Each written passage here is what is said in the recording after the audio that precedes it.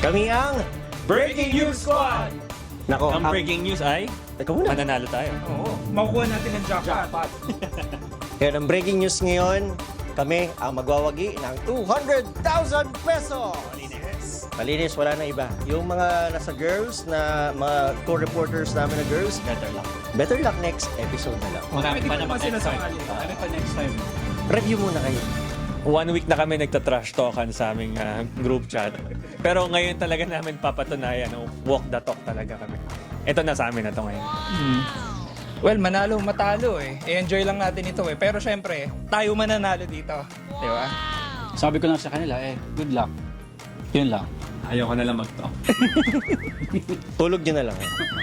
Abangan kami dito lang sa Family Feud!